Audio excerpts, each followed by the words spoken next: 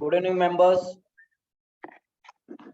I think after a long time, we are again meeting on a virtual mode. And today we are with one of the renowned speaker, renowned company secretary, CS Divyesh Goyal ji. And with a very important topic, I think Kaushik Bhai was mentioning. Kaushik Bhai, please correct me if I'm wrong. Kaushik Bhai was saying we are the first study circle who are taking this session or this topic, because this session is very much important, because the portal, advanced portal, whatever the it is introduced, it is version 3. So whenever we the time when we came to know that this is a new version which is now going to come, so we thought, let's take this opportunity and have the speaker like Divyesh Goyal ji, who can enlighten us on a very important topic. So we decided to have this topic at a very early stage.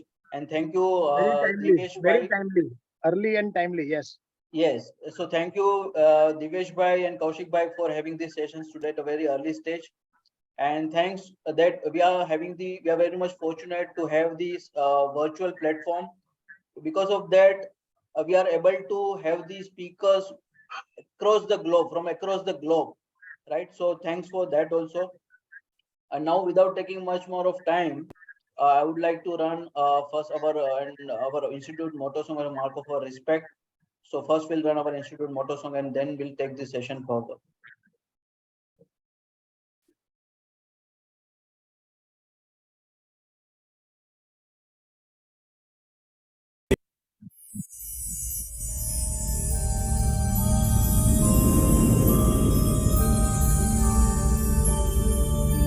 य एष सुप्तेषु जाग्रति य एष सुप्तेषु जाग्रति कामं कामं कामं कामपुरुषो पुरुषो निर्विमाणः निर्विमाणः तदेव शुक्रं तदेव शुक्रब्रह्मा तद्ब्रह्मा तदेवामृतमुच्यते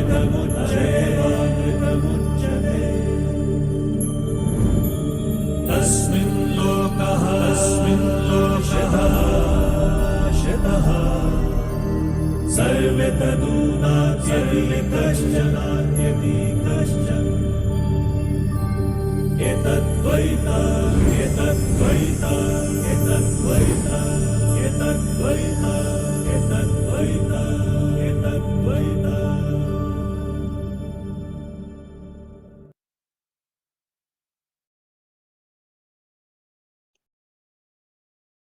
Thank you, members. Now we'll take this session forward, and to formally introduce today's speaker, I would like to invite Kaushik Javeri ji. He will formally introduce CA Divyesh Goyal ji. Kaushik bhai, over to you. Yes. Thank you, Jayesh bhai. Good afternoon, everyone. It's my pleasure to introduce my dear friend CS Divyesh Goyal from New Delhi, practicing company secretary, New Delhi. Divyesh Goyal, we popularly call it DG. He fellow member of the Institute of Company Secretary of India, having intense expertise in corporate law for over last 9 years. He is young and aggressive practicing company secretary with zeal to dig deep into the nuances of corporate laws. Being researcher at heart, he has done meticulous research and has penned various articles on the Companies Act 2013 to keep at pace with the latest changes and critically dissect the implications of various provisions of the new act. Divyesh has also co-authored the Company Law Premier book published by Institute of Company Secretaries of India. He has also added a lot to the issuance of various guidance notes by ICSI. He was member of the Task Force Committee and Research Committee for 3 years. He is a member of various committees of the NIRC of ICSI. Divyesh Goyal articles have been published in a ICSI magazine like Chartered Secretaries and are available on various popular websites relating to corporate law.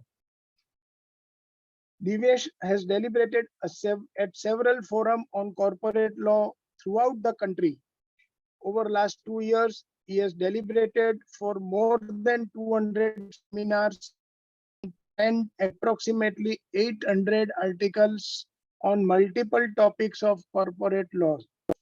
He is running portal for vacancy for CS members, trainees to help the fraternity. He is holding workshop and uploading videos throughout the YouTube on regular basis. I am told today morning only he has taken one similar topic. He addressed over 400 professionals at SIRC, and he has been taking several sessions across India. He is also closely working with MCA technical team internally on MCA V3. Friends, we have multi-talented personality and very busy faculty also to address us on very important V3 model of MCA portal. And I must compliment JB Nagar, one of the largest and oldest study circle, to organize this important topic at a very early stage. Thank you very much, organizers, and I request my friend CS Divyesh Goel to take over the session. Thank you. Yes, so Divesh bhai, just 1 minute. I will take just 1 minute. See, basically Divesh bhai is going to take these sessions. He is going to enlighten us on a very important topic. But we request the members, whatever queries if you have, you can just post your queries in the chat box. So Divesh bhai will try and take the queries in between the sessions only, or whatever remaining queries, if it is there, we'll take it at the end of our session, at the conclusion of our session. So I think now you can continue, sir. Sure. Thank you so much, Yash bhai. So first of all, I would like to thanks to the JB Nagar Study Circle, one of the, I can say one of the biggest study circle of the chartered accountants in the country. Thank you so much for this opportunity, and thank you so much Kaushik sir also for the introduction and for his word, because we can say that whatever we are doing as a professional, we are learning from our seniors like Kaushik sir. So he guides us in the many phases of the life. He guides us in the many places. So thank you so much, sir, for the introduction with the Jesh bhai and for this webinar. And as Kaushik sir has already said, this session of MCA 21, we have done a very right time. We are doing this session very right time, because this is the, we can say, peak time when we should discuss about the issues of the website. We should discuss about how to resolution of the issues, because the thing is that practically what we have learned in life, कि जब भी कुछ change आता है ना, every change took time for the implement. Like we know this MCA website. Before 2006, as Kaushik sir is here, there was a physical filing era was there. Definitely, I was not there in that era. Then we have listened from seniors like Kaushik sir that in 2006, when Ministry of Corporate Affairs have launched this MCA version 3, MCA version of the online filing, that time also there was so many issues, so many problems, because whenever there is something new, that new thing take time to implement. We request members to please remain muted. Because we are not allowing anyone to unmute, but even if because of that, if someone is unmuted, please mute yourself. Right? Please, sir, continue. Yeah. Okay. So in 2006, when MCA site has been launched, जब online filing first time Ministry of Corporate Affairs की site पे start हुआ था, that time also it took some time to implement this, to resolve the issues, to make a smooth website.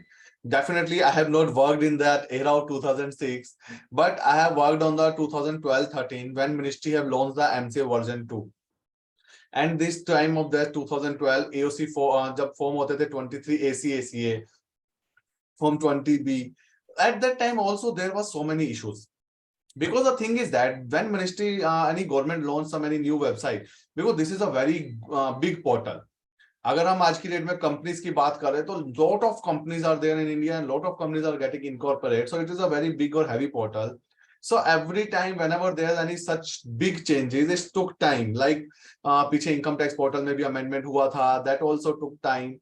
So one thing before starting the session, as I want to say to all the participants, all the my professional colleagues that definitely whoever is working on the MCA website, like last अगर मैं बात करता हूँ last 2 months की, last 2 months में MCA V3 topic पे मैं throughout the country almost 10 to 15 session ले चुका हूँ.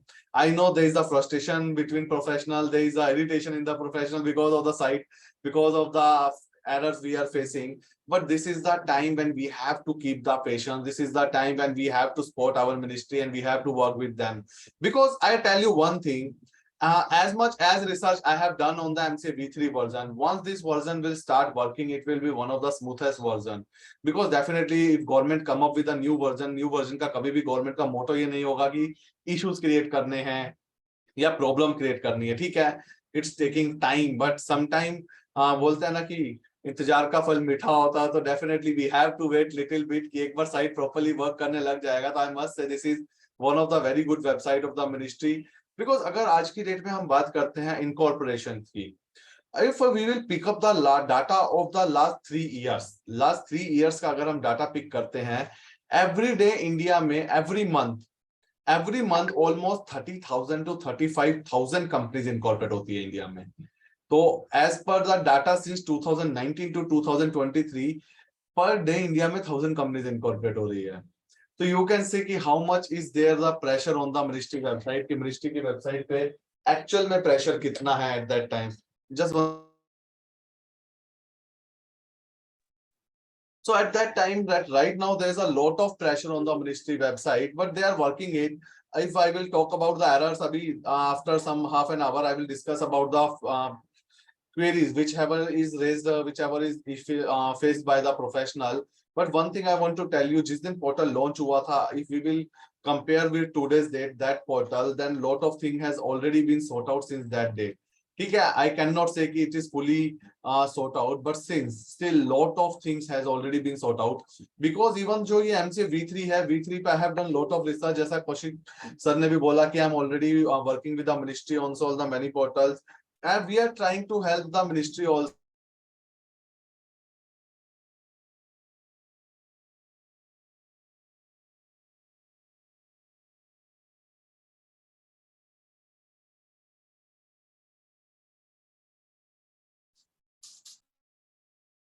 Yes, Devesh bhai, are you there?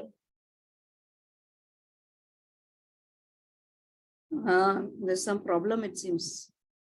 उनका Let me check.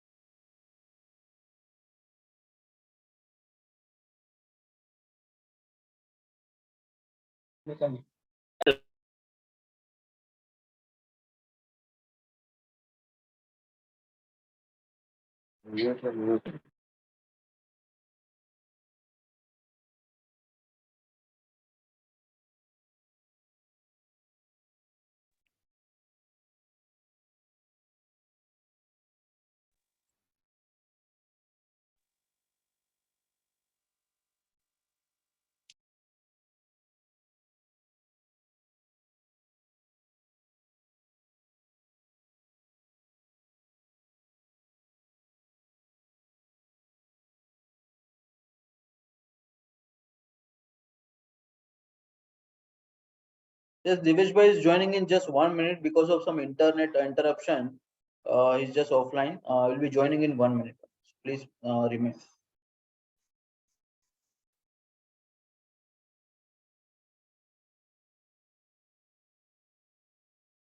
Okay, so by that time, let me. There are 1 or 2 announcements. So tomorrow we are also having one physical program. It is on the recent changes on the indirect tax as per the Finance Bill 2023, and any other some of the other changes which are been proposed in the council meeting, 49 council meeting of the.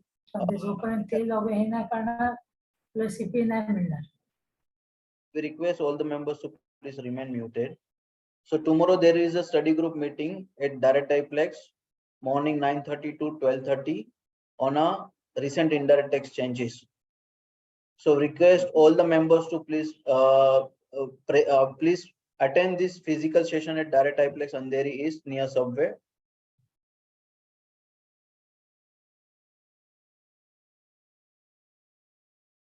I hope Divesh bhai must have joined. Let me see. Let me check.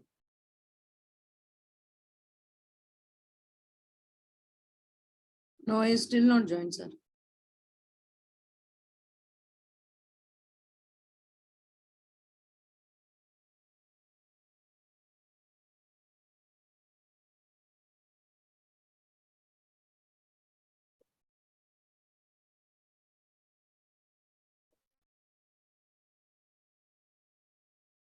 Okay, so second announcement is like that. The WIRC is organizing the box cricket tournament in the March 2023, on the 12th March 2023. So for that also, at JB Nagar CPA Study Circle, we are planning to form at least 3 cricket teams, 1 for female and 2 for male members. So whoever member who are good in cricket, who wants to participate in this cricket tournament, we request all the members to please convey your message. We are already circulating the messages in our WhatsApp groups. So please respond and please fill up that Google form, whatever you have circulated, so that we can contact you, and we want the best players in our JB Nagar team so that we can play for just to win that tournament. So within a day or two, please respond so that we can finalize the teams.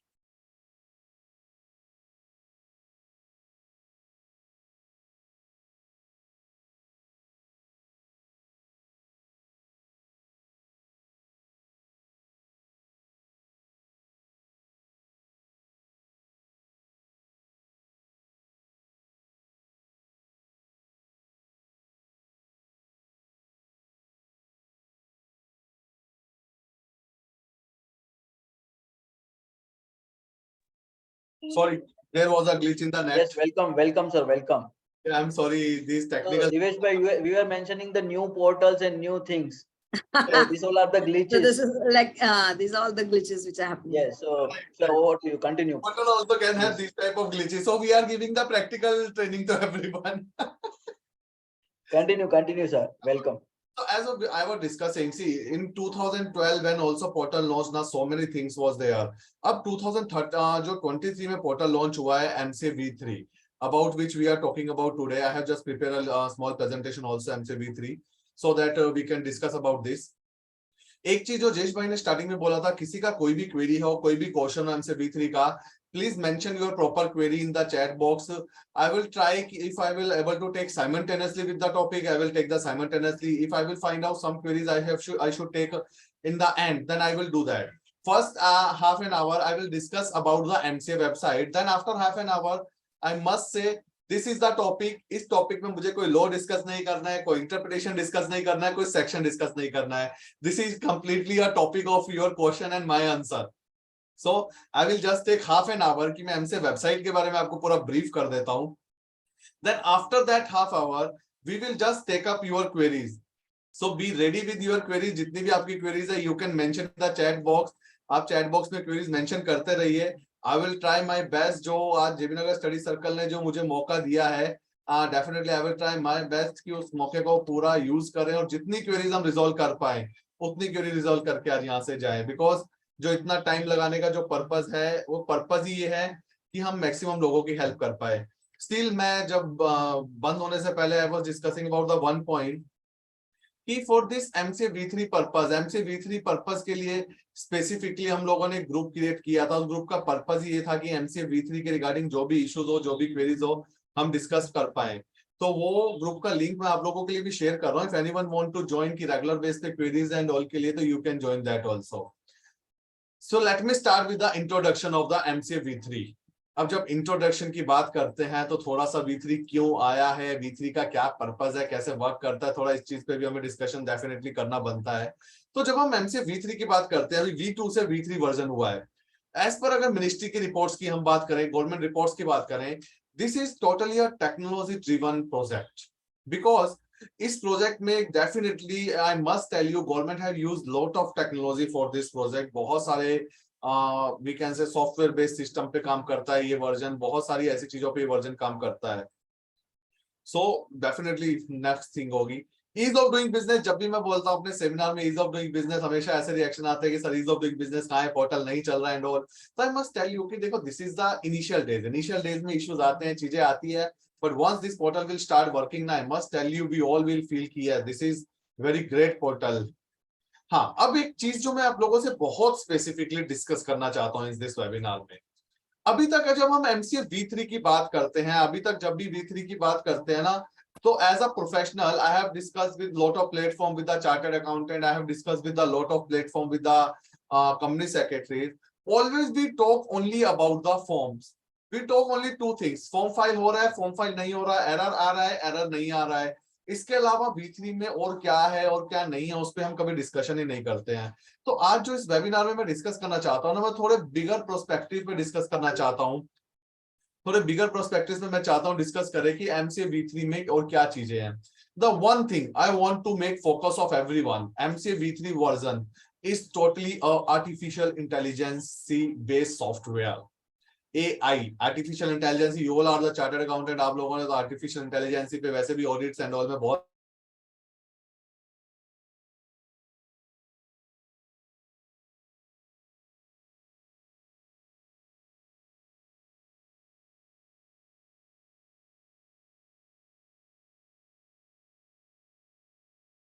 कि सिर्फ form filing का वे change हो जाएगा, नहीं,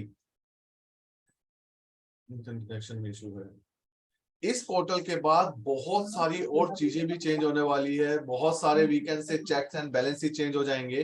तो एक चीज मैं आप सभी को एक चीज मैं सभी को डेफिनेटली बोलना चाहूंगा अबाउट दिस पोर्टल, कि इस पोर्टल की एक जो मेन चीज है ना, कि इस पोर्टल के लॉन्च होने के बाद अब आप में से कोई भी अगर हम बोलते हैं कि एमसी की साइट पे कोई भी फॉर्म फाइल कर रहा है, तो please be very careful about filing of the form, because जो V2 वर्जन था और V3 वर्जन था ना, टोटली आर्टिफिशियल इंटेलिजेंस बेस्ड बहुत कुछ चेंज हो गया है।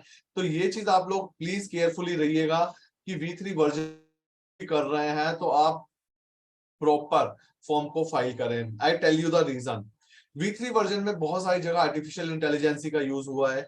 इसके बेस पे अगर आपने कोई मिस्टेक की, तो it will not take much time by the ministry, not take much by time by the ROC and RD to find out the mistake and issue the notice to the company. So जो ministry का launch करने का purpose था ना, सिर्फ purpose की अगर मैं बात करूं तो लॉन्च करने का सिर्फ इतना सा पर्पस नहीं था कि इसको लॉन्च करने के बाद फॉर्म अच्छे से फाइल होंगे, फॉर्म नए तरीके से फाइल होंगे, नहीं, lot of purpose was there. Artificial intelligence is one of the biggest purpose behind launching of this portal. अब आर्टिफिशियल इंटेलिजेंस फॉर्म्स पे लगने से होगा क्या? हम सब लोग कंपनीज एक्ट में काम करते हैं, कंपनीज एक्ट के बहुत सारे फॉर्म फाइल करते हैं। जब हम बात करते हैं ना कि कंपनीज एक्ट में कौन कौन से डिपार्टमेंट्स हैं, तो जनरली हमें सुनने को मिलता है ROC is there, RD is there, MCA is there, CRC is there, NCLT is there. इन सब के अलावा एक और डिपार्टमेंट है which work under the companies act, that is the CSC, central scrutiny centre. This has been created in 2020। अगर 2020 में एक department create हुआ था under companies act, that is CSC, central scrutiny centre.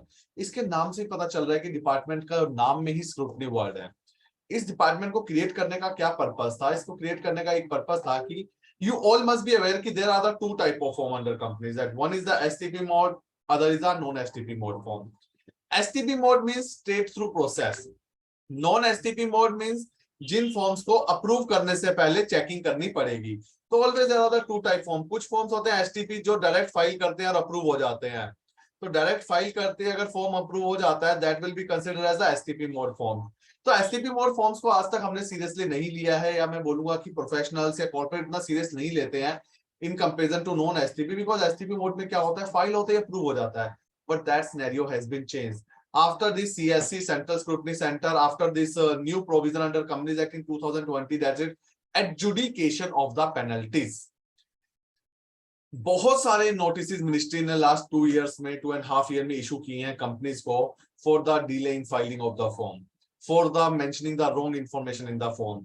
So form filing is not that easy now like the V2 version, like V1 version, because now the scrutiny has been increased. I have specifically mentioned in my speech, increased scrutiny in the matter. Scrutiny increase हो जाएगी, scrutiny increase हो जाएगी. Artificial intelligence software is working. So if you will make the mistakes, definitely you will get the letter from the ministry, because अब जो software driven चीजें हैं, एक click पे कोई भी इंफॉर्मेशन फाइंड आउट की जा सकती है। तो it is gonna, we can say, we will see the new era कि जब बहुत सारी चीजें on the regular basis we will see की चेंज हो रही है। So this is my personal request to everyone कि जो भी इस पोर्टल पे वर्क करेगा, MCA V3 पे अगर आप फॉर्म फाइल करोगे, मेक श्योर कि आप जो भी फॉर्म फाइल कर रहे हो वो प्रॉपरली फाइल हो, उनमें कोई मिस्टेक्स नहीं हो, अटैचमेंट में भी कोई मिस्टेक्स नहीं हो, because artificial intelligence is completely working there. उसके बाद बात करते हैं अब एमसीए V3 वेबसाइट की। एमसीए V3 वेबसाइट की अगर हम बात करते हैं तो एमसीए V3 वेबसाइट की जर्नी क्या रही है, थोड़ा सा हम वो देख लेते हैं पहले। अगर मैं जर्नी की बात करता हूं, सबसे पहले जब हमने एमसीए V3 के बारे में सुना था ना, वो हमने सुना था 24 मई 2021 को। 24 मई 2021 को मिनिस्ट्री ऑफ कॉर्पोरेट अफेयर ने अनाउंस किया था अबाउट एमसीए वर्जन 3, और उस टाइम उन्होंने छोटे छोटे चेंजेस किए थे। जैसे उन्होंने नई ई बुक लॉन्च की थी, पहले हमारे पास सिर्फ कंपनी लॉ की ई बुक थी, आज के डेट में हमारे पास बहुत सारे एक्ट की ई बुक्स है, उन्होंने ये ई बुक लॉन्च की थी। ई कंसल्टेशन मॉड्यूल लेके आना चाहते हैं वो। अब जैसे फर्स्ट पॉइंट मैंने बात किया कि एमसीए V3 का मतलब सिर्फ फॉर्म फाइलिंग में चेंजेस नहीं है, फॉर्म फाइलिंग के अलावा भी बहुत सारे काम एमसीए V3 करने वाला है। तो अब देखो उसी का सबसे बड़ा एग्जांपल है आरटीए वाला ई कंसल्टेशन मॉड्यूल। आज के डेट में क्या है, आपको मिनिस्ट्री से कोई हेल्प चाहिए, हम लोग टिकट रेज करते हैं। टिकट रेज करने पे गवर्नमेंट की गाइडलाइंस है कि 48 आवर्स में, अप टू 48 आवर्स में टिकट रेज होगी, वो टिकट का सोल्यूशन आएगा। बट जब ई कंसल्टेशन मॉड्यूल एक बार लॉन्च हो जाएगा तो ई कंसल्टेशन मॉड्यूल में ये सब इश्यूज खत्म हो जाएंगे। आप डायरेक्टली, जैसे कि हम काफी सारी वेबसाइट पे ऑनलाइन चैट कर सकते हैं, you will able to chat and you will able to work with the ministry on the direct basis. तो ministry want to launch this e consultation module, e scrutiny module, और उन्होंने 24 मई 2021 में first time पूरी site का remap कर दिया था। इसके बाद 24 मई को बहुत ज्यादा चेंजेस नहीं आया, क्योंकि हमारी प्रैक्टिकल वर्किंग कहीं भी हैम्पर नहीं हुई थी। इस जस्ट की साइट का फीचर्स चेंज हो गए थे, साइट पे बोल सकते हो ऑप्शंस नए आ गए थे, ई बुक चेंज हो गई थी। बट एक्चुअल जो सबसे बड़ा अमेंडमेंट मिनिस्ट्री ऑफ V3 पे आया था, वो आया था 8 मार्च 2022। 8 मार्च 2022 पे मिनिस्ट्री ने लॉन्च किया था कि LLP मॉड्यूल। उस LLP मॉड्यूल में ये था कि अब 8 मार्च के बाद कोई भी अगर LLP एक्ट का फॉर्म फाइल होगा, चाहे LLP इनकॉर्पोरेशन से रिलेटेड हो, एनुअल फाइलिंग से रिलेटेड हो, चार्ज क्रिएशन से रिलेटेड हो, कोई भी LLP फॉर्म फाइल होगा तो वो V3 वर्जन पे ही फाइल होगा। तो आज हम 25 फरवरी हो गई है, 8 March two 25 Feb, almost a year. In last 1 year में अभी कोई भी अगर LLP की फाइलिंग हुई है तो वो सिर्फ इस पोर्टल पे हुई है, इस पोर्टल के अलावा वो फाइलिंग कहीं भी नहीं हुई है। इसके बाद LLP मॉडल लॉन्च होने के बाद देन मिनिस्ट्री को अब जाना था कंपनी लॉ मॉड्यूल पे। तो 1 सितंबर 2022 was the revolutionary date. Why I'm saying is the revolutionary date because ये ऐसी डेट थी जब पहली बार कंपनी लॉ के फॉर्म्स एमसीए V3 पर लॉन्च हुए थे। कंपनी लॉ के फॉर्म जब एमसीए V3 पर लॉन्च हुए तो ऐसा नहीं कि मिनिस्ट्री ने सारे फॉर्म एक साथ लॉन्च कर दिए थे। मिनिस्ट्री ने 9 form of the companies act के 9 फॉर्म लॉन्च कर दिए थे एमसीए V3 पे। तो एमसीए V3 पे जो कंपनीज एक्ट के 9 फॉर्म जो मिनिस्ट्री ने लॉन्च किए थे ना, वो 9 फॉर्म सिंस दैट 1 सितंबर आज की डेट तक जो भी हम वी कैन से कि जो भी हम फाइल कर रहे हैं सिर्फ एमसीए V3 वर्जन पे कर रहे हैं। और इन 9 फॉर्म में कुछ बहुत इंपॉर्टेंट फॉर्म भी थे, जैसे कि चार्ज से रिलेटेड फॉर्म, जैसे कि केवाईसी से रिलेटेड फॉर्म, DPT3 से रिलेटेड फॉर्म। तो बहुत सारे इंपॉर्टेंट फॉर्म्स को भी मिनिस्ट्री ने लॉन्च कर दिया था। और I tell you, regular base पे throughout the social media की अगर मैं बात करता हूँ या मैं अपने व्हाट्सएप ग्रुप की बात करता हूँ,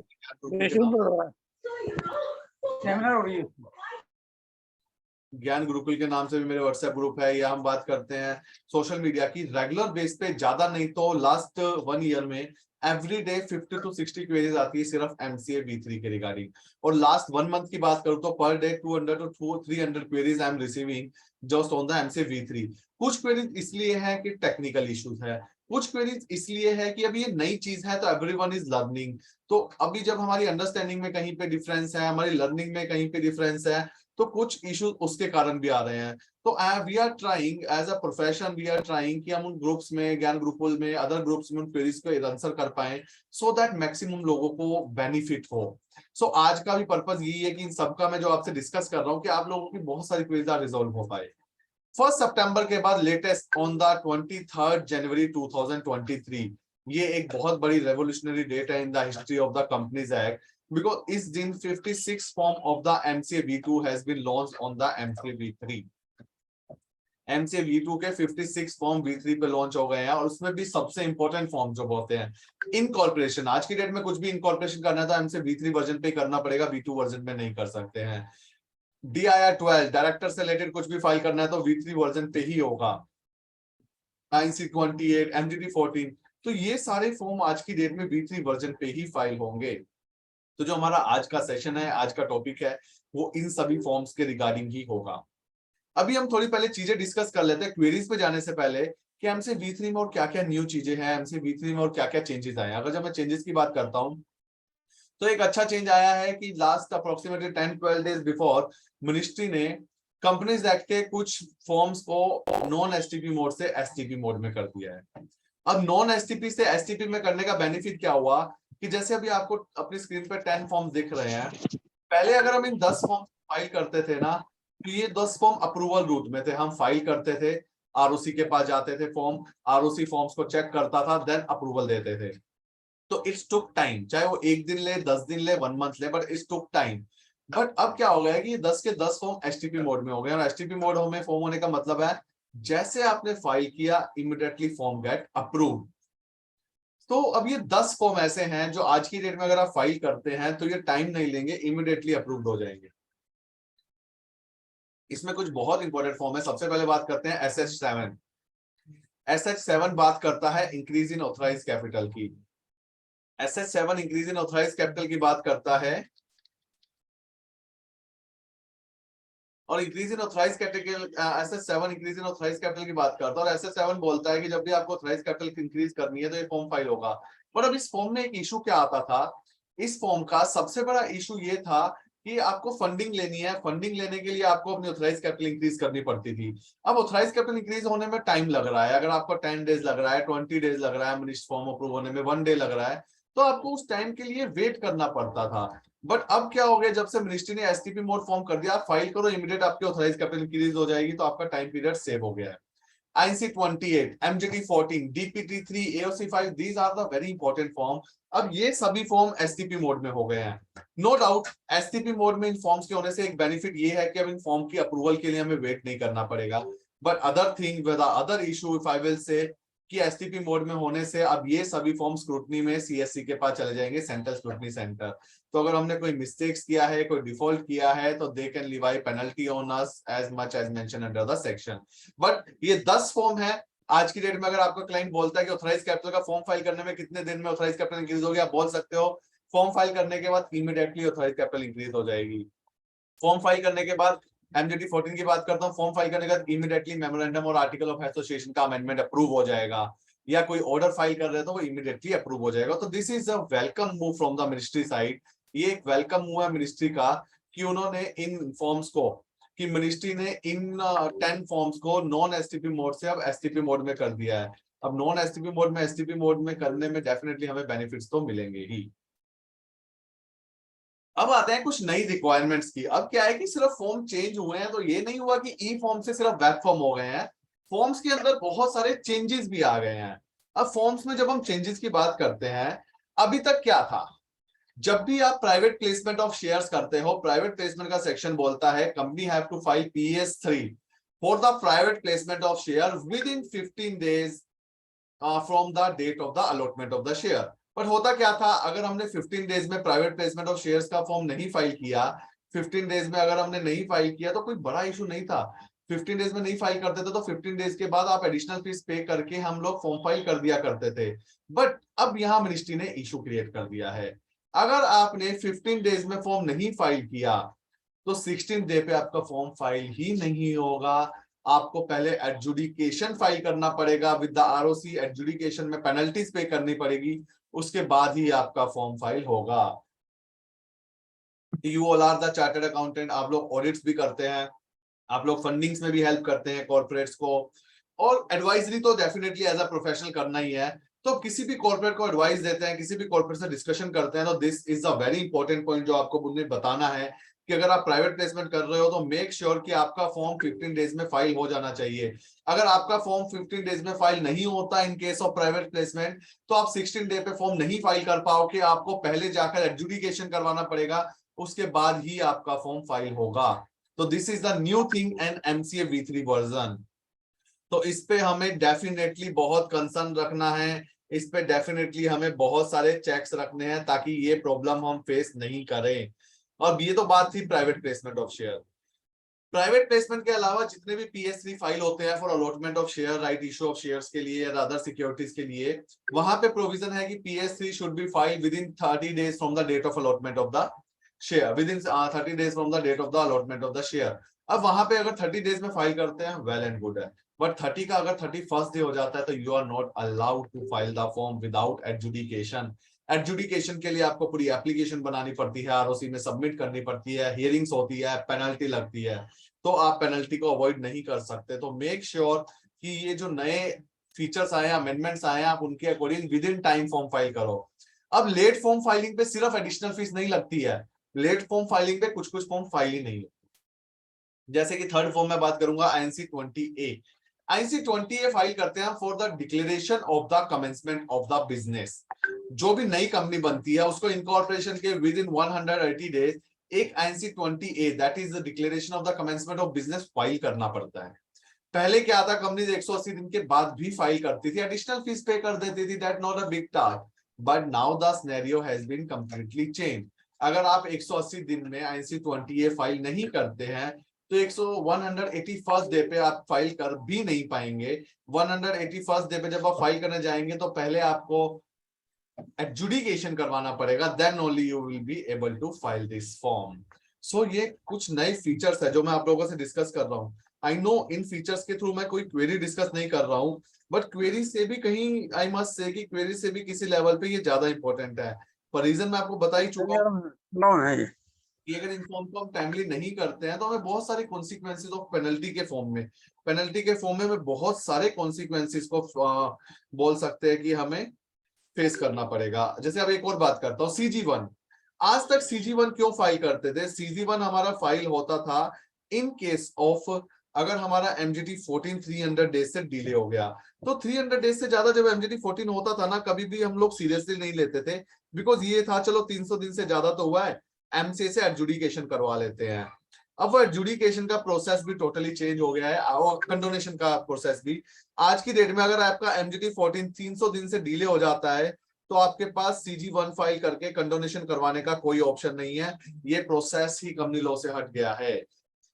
तो अब अगर आपका कोई क्लाइंट MGT 14 फाइल करना भूल गया और उसके 300 दिन क्रॉस हो गए तो वो CG1 फाइल नहीं कर पाएगा, उसको एडजुडिकेशन ही करवाना पड़ेगा। तो these things you have to keep in mind, इन चीजों पे आपको फोकस रखना पड़ेगा, बिकॉज अब ये पहले जैसी चीज नहीं रही है। V3 में ये सब चीजें मिनिस्ट्री ने चेंज कर दिया है। तो जैसा मैं बार बार एक ही चीज बोलूंगा, V3 is not about only changing in the process of the filing of the form. V3 have changed so many things की which you cannot even imagine कि कितनी चीजें V3 पे मिनिस्ट्री ने चेंज कर दी है। So hope it is clear whatever we have discussed on this slide। किसी का इस स्लाइड से रिलेटेड कोई क्वेश्चन है, कोई डाउट है, please you can ask to me that question और doubt, so that whatever is there I can try to clear that with all of you, for all of you। Next आता है कि अब forms में amendment किस type के आए हैं। अब अगर मैं बात करता हूं INC20A, new requirement in INC20A। INC20A हमारा फॉर्म होता है declaration of commencement of business. इस फॉर्म में मिनिस्ट्री ने कुछ न्यू रिक्वायरमेंट्स मेंशन कर दिए, जैसे कि अभी तक रिक्वायरमेंट थी नहीं। अब नई रिक्वायरमेंट में क्या है, जब भी आप INC20A फाइल करोगे, और सबसे बड़ी बात कोई भी नई कंपनी बनती है तो उसको ये फाइल करना ही है। तो जैसा मैंने बोला, इंडिया में एवरी मंथ 35,000 कंपनीज बनती है, तो मान के चलो कि अगले 180 डेज में मतलब every month almost 30 to 35,000 INC20A file होते ही हैं। अब नई इंफॉर्मेशन क्या देनी है, आप देखना कितनी यूनिक इंफॉर्मेशन। नंबर 1, INC20A में आपको अपने रजिस्टर्ड ऑफिस का लैटिट्यूड और लॉन्गिट्यूड मेंशन करना है। तो मतलब मिनिस्ट्री नहीं चाहते कि किसी भी लेवल पे आप डिफॉल्ट करो, हर लेवल पे आपको आपके डिफॉल्ट को उन्हें कैप्चर करना है, हर लेवल पे आपके डिफॉल्ट को वो लोग चेक करके चल रहे हैं। तो लैटिट्यूड और लॉन्गिट्यूड आप मेंशन करो अपने रजिस्टर्ड ऑफिस का, ठीक है, मेंशन कर देंगे। पॉइंट नंबर 2, आपके रजिस्टर्ड ऑफिस के बिल्डिंग के बाहर की फोटो खींच के इस फॉर्म के अंदर आपको अटैच करना पड़ेगा। तो रजिस्टर्ड ऑफिस के बाहर की फोटो खींचो, बिल्डिंग की फोटो को इस फॉर्म में अटैच करेंगे। नंबर 3, अब जो डायरेक्टर INC20A को डिजिटली साइन करेगा, मान लो 4 डायरेक्टर है कंपनी में से, डिजिटली तो एक साइन करेगा, तो जो डायरेक्टर आपका INC20A को डिजिटली साइन करेगा उस डायरेक्टर की एक फोटोग्राफ रजिस्टर्ड ऑफिस के अंदर बैठे हुए क्लिक करनी है और उसको इस फॉर्म के साथ अटैच करना है। फिर आपके पास ये फॉर्म का पर्पस क्या होता है कि सब्सक्रिप्शन मनी रिसीव हो गई है, आप ये बताओ। तो फिर इस फॉर्म में आपको अपने सब्सक्राइबर से पैसा रिसीव हुआ है, उनका आईएफएससी कोड बैंक का, उनकी date of receipt of amount भी मेंशन करनी पड़ेगी। तो ये सब इंफॉर्मेशन पहले मेंशन नहीं होती थी। आप देख सकते हो ये सब इंफॉर्मेशन अब मिनिस्ट्री ने नया पार्ट बनाया है, V3 का पार्ट है। अब V3 में INC20A को फाइल करना उतना इजी नहीं है। पहले तो क्या था, INC20A में सिर्फ एक बैंक स्टेटमेंट भी लगा देते थे ना कंपनी की कि सब्सक्रिप्शन उन्हें मिल गई है, चल जाता था। बट अब इतनी सारी इंफॉर्मेशन आपको INC20A में देनी है। तो आप कोई भी नई कंपनी इनकॉर्पोरेट करते हैं एज अ प्रोफेशनल, तो अपने क्लाइंट्स को पहले से बता के चलो कि ये सब इंफॉर्मेशन भी, ये सब प्रूफ भी उन्हें देने पड़ेंगे हमें, ताकि कंपनी वर्क कर पाए।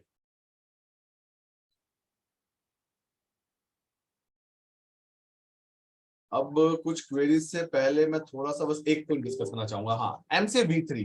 अब आज की डेट में बात करते हैं तो MC-V3 की साइट पे हमारे पास क्या क्या फैसिलिटीज अवेलेबल है। तो ये सबसे बड़ा क्वेश्चन होता है कि MC-V3 पे आज की डेट में क्या क्या फैसिलिटीज हमारे पास अवेलेबल है। आज के दिन में अगर आपको नई आईडी क्रिएट करनी है तो वो सिर्फ और सिर्फ MC-V3 पे ही क्रिएट हो सकती है। MC-V2 पे आज की डेट में कोई नई आईडी क्रिएट नहीं हो सकती। नंबर 2, आज की डेट में आपको DSC रजिस्टर करने हैं तो DSC सिर्फ और सिर्फ V3 आईडी पर रजिस्टर होंगे, V2 आईडी पर रजिस्टर नहीं हो सकते। Number 3, as on date LLP का कोई भी फॉर्म फाइल करना है तो वो आपको V3 पे ही फाइल करना है, V2 पे LLP का कोई भी फॉर्म फाइल नहीं होगा। नंबर 4, कंपनीज एक्ट के दिस 56+9 65 फॉर्म, कंपनीज एक्ट के 65 फॉर्म आज की डेट में सिर्फ V3 वर्जन पे ही फाइल होंगे। V2 वर्जन पे आप कंपनीज एक्ट की ये 65 फॉर्म फाइल नहीं कर सकते। तो this is the brief feature of the facility of the V3। अब DSC के लिए एक पॉइंट अभी डिस्कस कर लेता हूं ताकि बाद में तो क्वेरीज पे लेंगे हम। अब डिजिटल सिग्नेचर के लिए प्रोसेस कंपनीज एक्ट में बिल्कुल चेंज कर दिया मिनिस्ट्री का। कुछ चीजें हैं जो डिजिटल सिग्नेचर पे हमें ध्यान में रखनी है। नंबर 1, डिजिटल सिग्नेचर रजिस्टर करने के लिए जिस पर्सन का डिजिटल सिग्नेचर रजिस्टर करना है MC की साइट पे, उसकी MC की साइट पे एक नई आईडी बनानी पड़ेगी।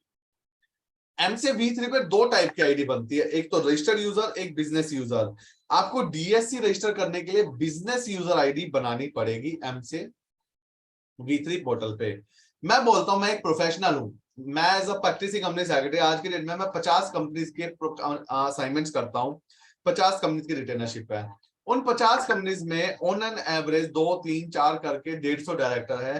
तो मुझे उन 150 के 150 डायरेक्टर्स की MC की साइट पे आईडी क्रिएट करनी पड़ेगी अगर मुझे उनका DSC रजिस्टर करना है। तो आपको जिस पर्सन का DSC रजिस्टर करना है उसी की आईडी क्रिएट करनी पड़ेगी। आज आपको दिवेश गोयल का DSC रजिस्टर करना है तो दिवेश गोयल की आईडी क्रिएट करनी पड़ेगी। कौशिक जी का रजिस्टर करना है तो कौशिक जी की आईडी रजिस्टर करनी पड़ेगी। तो जिसका DSC रजिस्टर करना है, जिसका भी DSC रजिस्टर करना है उसकी आईडी आपको क्रिएट करनी पड़ेगी MC-V3 पर स्पेसिफिकली। तो DSC के लिए ये बहुत बड़ा अमेंडमेंट है जो आप सभी को माइंड में रख के चलना है। So this facility as on this only available on the MC-V3। ये सब फैसिलिटी, ये सब फीचर MC-V2 की साइट पर नहीं है।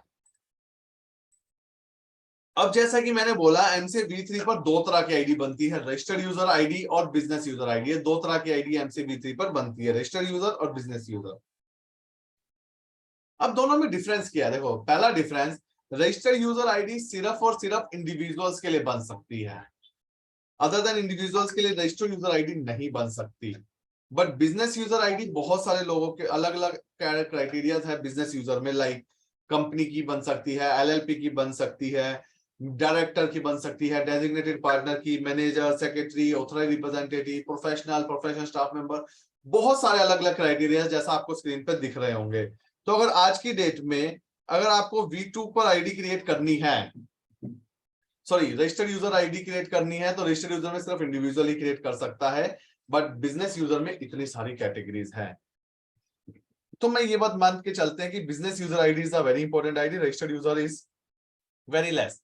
आज की डेट में अगर मैं बात करूं कि एक पर्सन ने रजिस्टर्ड यूजर आईडी क्रिएट की, तो रजिस्टर्ड यूजर आईडी क्रिएट के क्या कर सकता है, क्या क्या काम कर सकता है MC की वेबसाइट पे।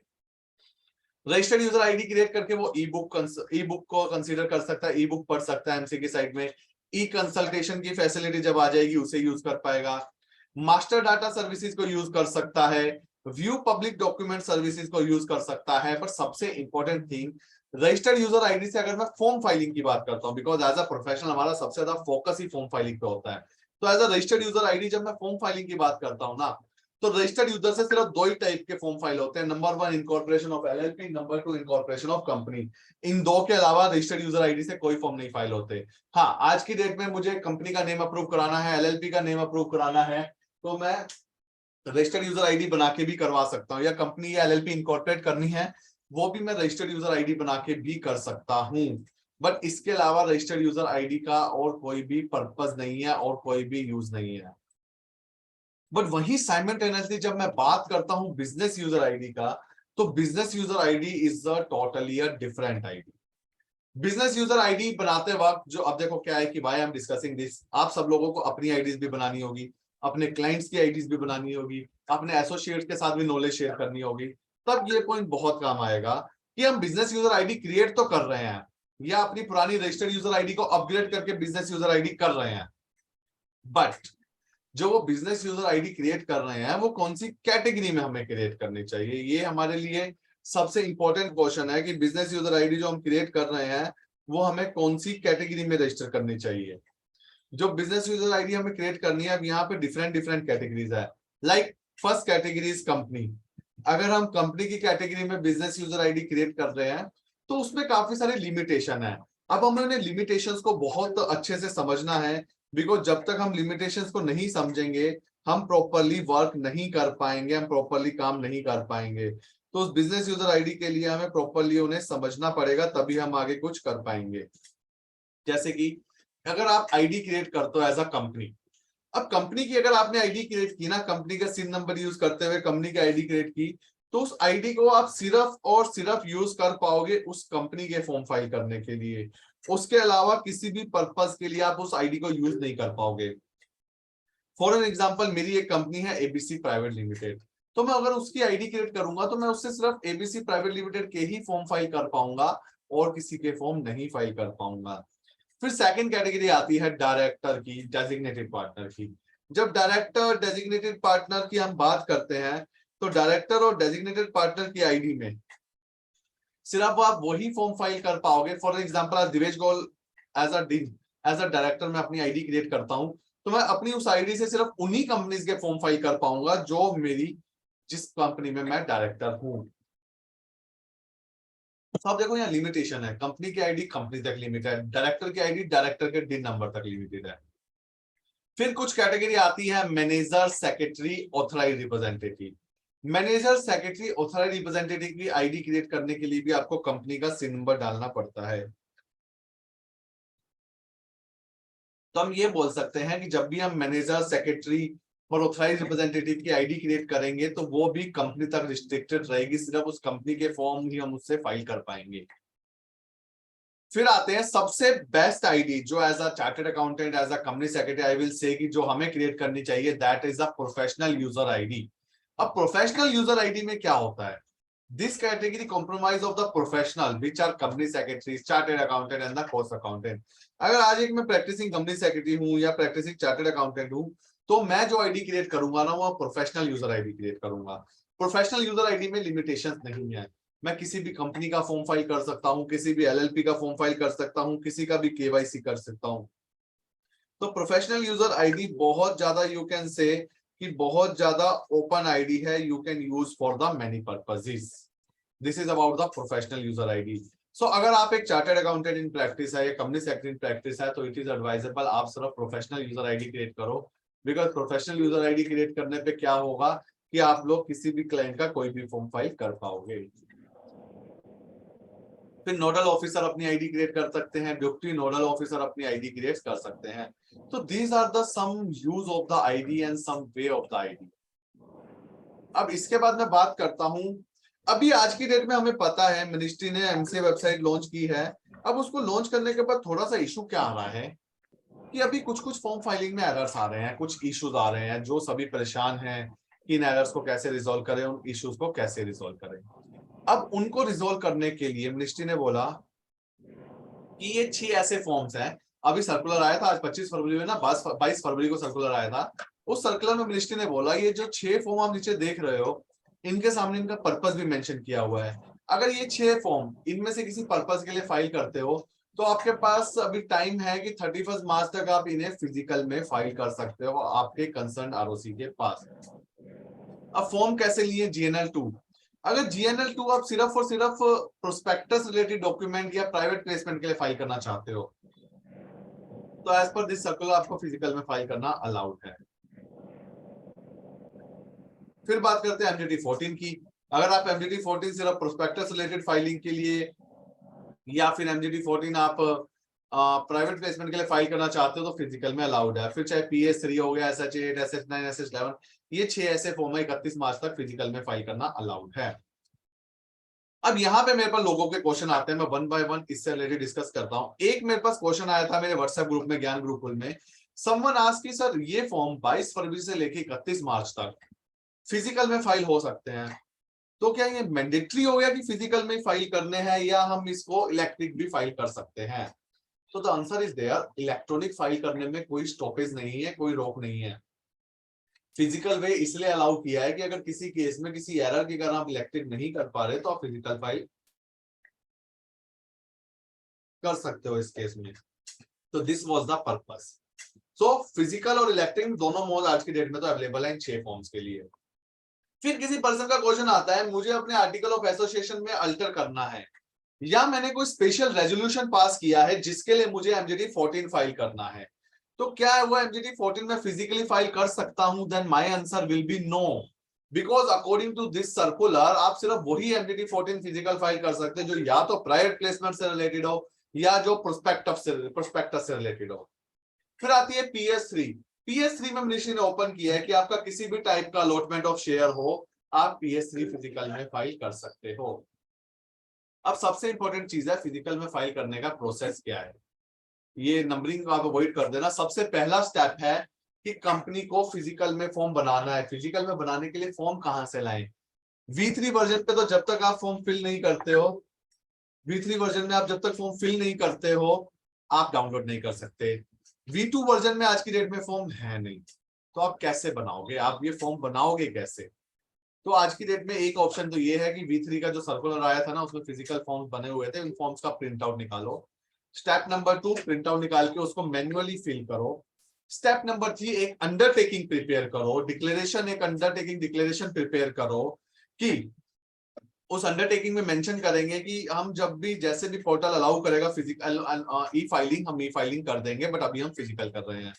फिर इन फिजिकल डॉक्यूमेंट्स को उस पर्सन से कराओ जिस पर्सन को आपने बोर्ड रेजोल्यूशन पास करके ऑथराइज किया हुआ है फॉर्म पे DSC लगाने के लिए। तो जिस पर्सन को आपने फिजिकली ये फॉर्म फाइल करने के लिए अलाउ किया हुआ है उस पर्सन के DSC लगा के, तो सॉरी उस पर्सन से फिजिकली साइन कराओ। अब आपके पास फॉर्म्स है, अंडरटेकिंग है, अटैचमेंट है।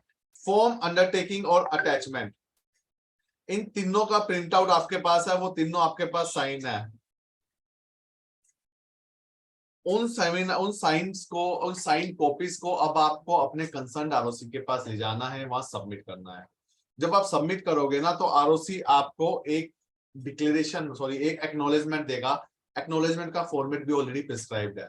अब कुछ लोगों का क्वेश्चन आता है कि जो ये फिजिकल फाइल करना है तो क्या हम स्पीड पोस्ट से और कोरियर से कर दें? My answer will be no, because आप स्पीड पोस्ट और कोरियर से अगर भेज भी देते हो एक्नॉलेजमेंट कहां से लोगे? सो इट इज एडवाइजेबल अगर आप फिजिकल में करते हो, पहली बात तो ट्राई करो कि इलेक्ट्रॉनिक ही करो। जब बहुत ज्यादा इश्यूज हो कि बिल्कुल कुछ नहीं हो रहा है देन आप फिजिकल में इसे फाइल कीजिए। और फिजिकल में फाइल करो तो फिजिकल वहां जाके ही फाइल करो। फिर उस केस में ऐसा नहीं करना है हमें कि हमने जस्ट कोरियर कर दिया या हमने जस्ट वहां भेज के छोड़ दिया, उस चीज को हमें नहीं करना है, उस चीज को हमें कंप्लीटली अवॉइड करना है। So this is about the latest physical filing things which launched by the Ministry of Corporate Affairs. So latest में मिनिस्ट्री ने ये फिजिकल थिंग्स लॉन्च किया है 22 फरवरी को। अदरवाइज उससे पहले तो ऐसा फिजिकल जैसा कुछ अलाउ भी नहीं कर रहे थे मिनिस्ट्री, पर अभी रिसेंटली ही मिनिस्ट्री ने ये चीज अलाउ की है। अब आ जाते हैं क्वेश्चंस पे, क्वेरीज पे। अब हम टेक्निकली क्वेश्चंस ले लेते हैं। जो मुझे ब्रीफ करना था मैंने कर दिया। तो सबसे पहला क्वेश्चन मैं ले रहा हूं, ये क्वेश्चन मेरे से बहुत लोगों ने पूछा है, तो मैं पहले ब्रीफ करता हूं डिजिटल सिग्नेचर के बारे में। नंबर 1, आज की डेट में अगर आपको एमसीए पे कोई भी फॉर्म फाइल करना है, एमसीए V3 वर्जन पे कोई भी फॉर्म फाइल करना है, तो पहले आपको अपना डीएससी एमसीए V3 वर्जन पे रजिस्टर करना पड़ेगा। हो सकता है आपका DSC already MCA V3 version पे रजिस्टर हो, but doesn't matter. Even though कि आपका DSC already MCA V3 version पे रजिस्टर है, वो V2 वर्जन पे रजिस्टर है, लेकिन स्टिल आपको एमसीए V3 वर्जन पे भी अपना डीएससी रजिस्टर करना पड़ेगा। वो रजिस्टर करने के अलावा आपके पास कोई ऑप्शन नहीं है। नंबर 2, अब रजिस्टर करने जाते हैं ना, वहां पे एक बहुत छोटी सी चीज आ जाती है। जब मैं डीएससी रजिस्टर करने जा रहा हूं ना, तो डीएससी रजिस्टर मुझे सिर्फ और सिर्फ अपनी आईडी पे ही करना है। मतलब आज की डेट में अगर मैं डीएससी रजिस्टर करता हूं, तो पहले मुझे as a person, as a director अपनी एक बिजनेस यूजर आईडी बनानी पड़ेगी। डीएससी रजिस्टर यूजर पे नहीं रजिस्टर हो सकते हैं, डीएससी बिजनेस यूजर आईडी पे रजिस्टर होंगे। तो पहला काम जो माइंड में याद रखना है कि डीएससी को V3 पे रजिस्टर करना मैंडेटरी है। सेकंड काम, डीएससी को रजिस्टर करना तो मैंडेटरी है, बट रजिस्टर कहां होगा? सिर्फ मेरी अपनी खुद की बिजनेस यूजर आईडी पर। अब जैसे मैं क्वेश्चन डिस्कस कर रहा था, बहुत सारे लोगों का ये क्वेश्चन आता है कि जल्दबाजी में प्रोफेशनल आईडी पर डायरेक्टर का डीएससी रजिस्टर हो गया, अब क्या करें? If the DSC of the professional has been registered on the director ID, in that case what we can do? तो अब इस केस में क्या करना है, उस चीज के ऊपर मैं आपको एक पॉइंट बताता हूं। There are two way। अब मैं क्वेरीज पे जाने से पहले ना एक चीज बहुत क्लियर कर देना चाहता हूं। देखिए, ऐसा जो भी आज मैं यहाँ पे सॉल्यूशन डिस्कस करूंगा ना क्वेरीज के, they are not a full flash solution की मिनिस्ट्री ने लिख के दिया नहीं। वो सॉल्यूशन या तो मैंने अपने ट्रायल एंड एरर के बेसिस पे फाइंड आउट किए हैं, या मेरे किसी प्रोफेशनल कलीग के ट्रायल एंड एरर बेसिस पे, या किसी रिसर्च के बेस पे फाइंड आउट किए हैं। सो अब इन सॉल्यूशंस का क्या होता है? These solution generally I call them as a trick solution और a trial and error solution. ये कभी तो वर्क करते हैं, बट कभी वर्क नहीं करते हैं। बट हाँ, जितना मेरा अभी तक का एक्सपीरियंस है, मैक्सिमम केसेस में वर्क कर जाते हैं। तो हम ये बोल सकते हैं कि जो भी अभी मैं अब आपसे क्वेरीज डिस्कस करने जाऊंगा, because these all are the technical things, तो इन टेक्निकल थिंग्स के लिए मैं कहीं ना कहीं आपको कोई ट्रिक्स या कोई चीजें डिस्कस करूंगा, तो उनसे आपके मैक्सिमम एरर्स रिजॉल्व हो जाने चाहिए। अब अगर आपने डायरेक्टर के डीएससी प्रोफेशनल की आईडी पर रजिस्टर कर दी है, तो वे आउट क्या है? पहला वे आउट, डायरेक्टर की बिजनेस यूजर आईडी क्रिएट करो और डायरेक्टर का डीएससी दोबारा उसकी बिजनेस यूजर आईडी पर रजिस्टर करो। अब क्या होता है कि जनरली क्या होता है ऐसे केसेस में कि कुछ केसेस में तो दोबारा डायरेक्टर के डीएससी रजिस्टर हो जाते हैं, मैटर फिनिश। बट कुछ केसेस में वो बोलता है डीएससी इज ऑलरेडी रजिस्टर्ड और दोबारा रजिस्टर नहीं करने देता। अब यहाँ पे आपका एक काम इंक्रीज हो जाएगा। आप डायरेक्टर की बिजनेस यूजर आईडी क्रिएट करोगे और डायरेक्टर का नया डीएससी बनवाओगे, उस डीएससी को डायरेक्टर की बिजनेस यूजर आईडी पे अपलोड करोगे, एसोसिएट करोगे, हो जाएगा। जैसे ही डायरेक्टर की बिजनेस यूजर आईडी पे उसका डीएससी रजिस्टर होगा, इमीडिएटली आपकी प्रोफेशनल यूजर आईडी से उसका डीएससी रिमूव हो जाएगा और उस आईडी को आप अपने पर्सनल यूज के लिए यूज कर पाएंगे। तो this is the first question which I wanted to discuss with all of you, because ये क्वेश्चन बहुत सारे लोगों से मेरे पास आ रहा है, तो आई वांटेड कि कैसे हम डिस्कस करें। अब आता है नेक्स्ट क्वेश्चन। मैं क्वेश्चन वाइज क्वेश्चन चलूंगा पहले आपके साथ। और वन मोर थिंग, ये पीपीटी मैं जयेश भाई को शेयर कर दूंगा, तो जिसको भी भेजनी है, जो सभी मेंबर्स प्रेजेंट है, तो आई कैन सी कि ऑलमोस्ट 300 मेंबर्स प्रेजेंट है, वो उन सभी मेंबर्स को ये पीपीटी शेयर कर देंगे। स्टिल किसी को पीपीटी नहीं मिलती है, तो मैंने ग्रुप में अपना नंबर तो मेंशन किया ही था, आप उस नंबर पे मुझे व्हाट्सएप ड्रॉप कीजिएगा, मैं भी आपको पीपीटी शेयर कर दूंगा। अब आता है question number 1। I am a person, I am CS Divesh Goyal, मैं एक प्रोफेशनल हूँ, पर मैं एक कंपनी का डायरेक्टर भी हूँ। मैं एक प्रोफेशनल और एक कंपनी में डायरेक्टर भी हूँ। अब मुझे मेरा डीएससी एज अ प्रोफेशनल भी काफी जगह लगाना पड़ता है, मुझे मेरा डीएससी एज अ डायरेक्टर भी काफी जगह लगाना पड़ता है। तो इसके लिए मैं डीएससी को कैसे रजिस्टर करूं? क्या मैं एमसी की साइट पे 2 आईडी क्रिएट करूं?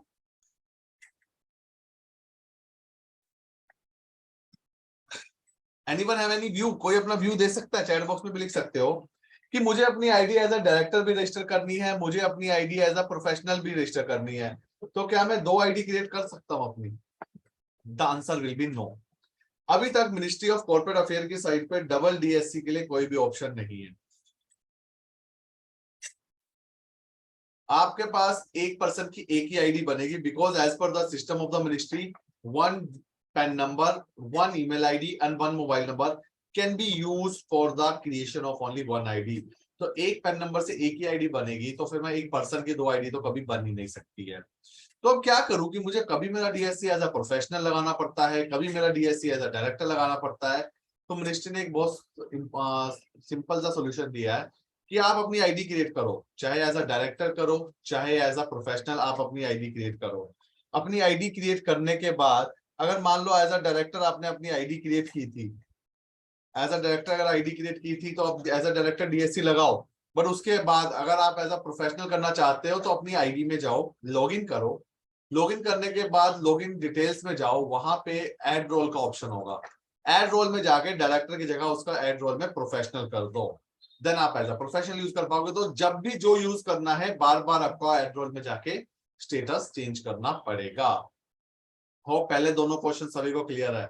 एक था कि डीएससी गलत रजिस्टर हो गया, क्या करना है। दूसरा ये वाला कि एक पर्सन 2 कैटेगरीज के लिए कैसे करेगा। Next question. अब किसी का क्वेश्चन था जो ज्ञान गुरुकुल ग्रुप में आया, जिसका मैंने लिंक आप लोगों से शेयर किया है। क्वेश्चन ये है, I am trying to create a business user ID but having only first name, error including error as mention last name. अब क्या किया जाए?